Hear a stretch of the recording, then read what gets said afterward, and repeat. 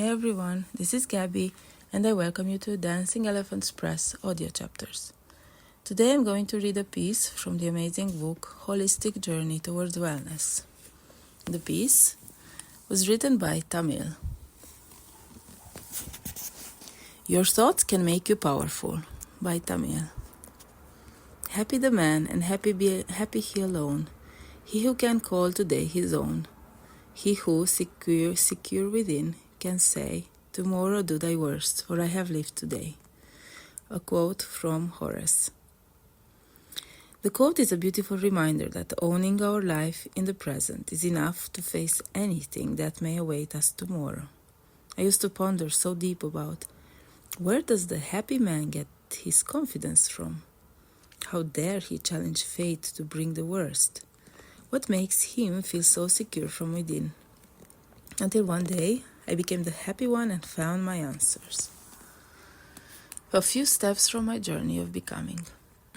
When man plans, God laughs. He must have been tired of laughing non-stop at me those 18 months. On my daughter's third birthday, I tested positive for my second pregnancy. How sweet, I thought. God smiled at me.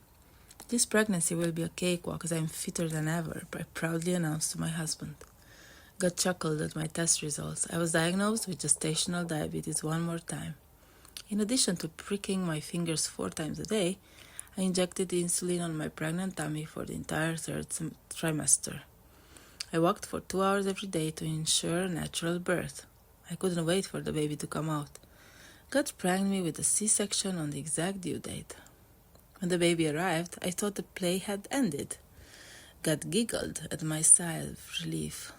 In the next 6 months that followed, my life was made of nothing but ifs and buts, and he ensured I did not miss a single loop in the chain of worst-case scenarios. It all began 3 weeks after my son was born. While feeding the newborn, I got the shocking news. My work visa was denied.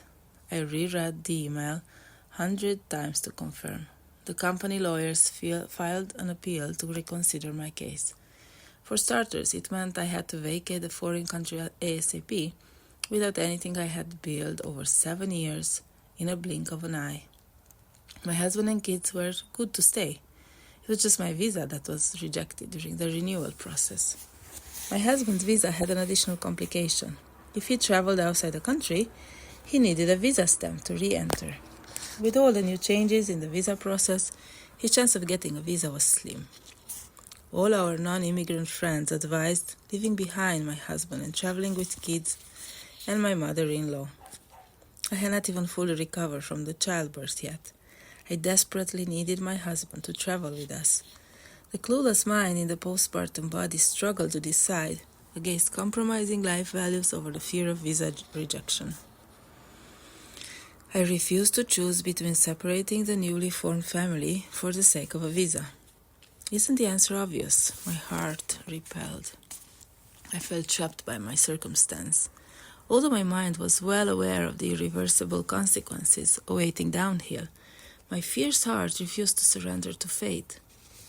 It felt good to imagine crushing the unknown fears to its last piece. A force rushed inside me, reclaiming power of my situation. I was the only one in control when everything else was out of whack. My conscience continued to warn, what if everything fails? My heart casually replied, I would still have a story to tell. My husband agreed to do whatever I wanted. We booked tickets for the whole family to our home country. God grinned at my grit. On the day of my husband's visa interview, spotting his face from a distance, I knew it didn't go well. His application was put in administrative processing, which means it would take a few more weeks to make a final decision on his case. He looked at me helplessly, and I reassured him, we still have a chance. At least it was not a flat-out rejection. God smirked at me and continued to test my valiance further. The following week, my husband's employer informed him that his job was at stake if he didn't return sooner. My application for the visa appeal was rejected. We were not only homeless, but borderline jobless with 2 kids. I felt everything around me was going wrong. I had given it all of me. There was nothing else I could do anymore. A downward spiral was bestowed upon me. In that hopeless moment, my heart was reminded. When everything fails, it is a sign that the higher power is in action. He was so right. I recollected similar incidents from my past. I got back up and looked above with a playful smile. If there was one thing that kept me moving through the never-ending tragic tunnel, it was the positive energy that was constantly flowing within me. From the seed of positivity, my hope sprouted and revived my confidence. With newfound courage, this time I laughed along with God. What happened in the following weeks left every one of us in disbelief. It was nothing short of amazing. My husband got his visa and flew back right away. My dependent visa was approved with no further ado. Finally, my kids and I joined my husband. In 10 days, I woke up to the news. Your work visa is approved. I joined work the same day. Everything was returned to me the way it was, except one. Me. I will never be the same person again. I have grown 1,000 times braver than before and more resilient than ever. I admit there were times I felt appalled and rejected. I experienced hatred and anger. I did imagine the unknown fear eating me in full. Those brief moments were also a reminder about the tough game I played. The weakest moments revealed the warrior in me. The world breaks everyone, and afterward, some are strong at the broken places. A quote from Ernest Hemingway. The answers I found in my darkest moments. Where does the happy one get his confidence from? The happy one has a positive outlook that enables her to see the good in everything.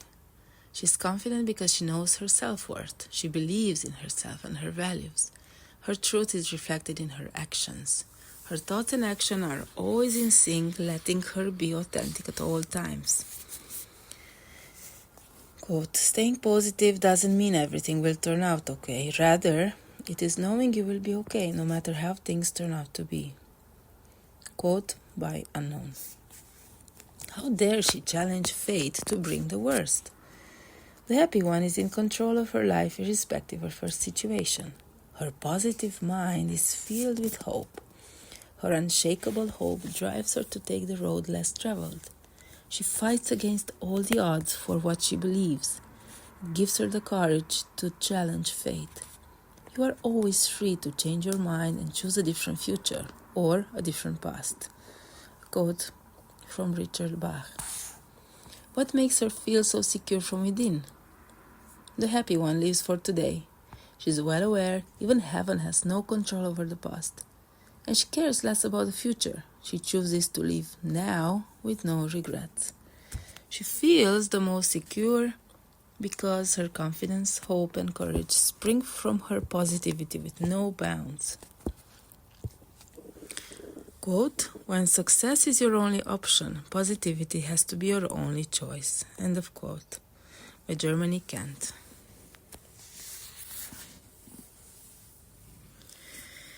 Thank you for listening. I hope you enjoyed this piece. I will leave the link to our book, Holistic Journey Towards Wellness, inside this post, and I welcome all your comments and thoughts to further discuss on this topic of positivity. Have a lovely day.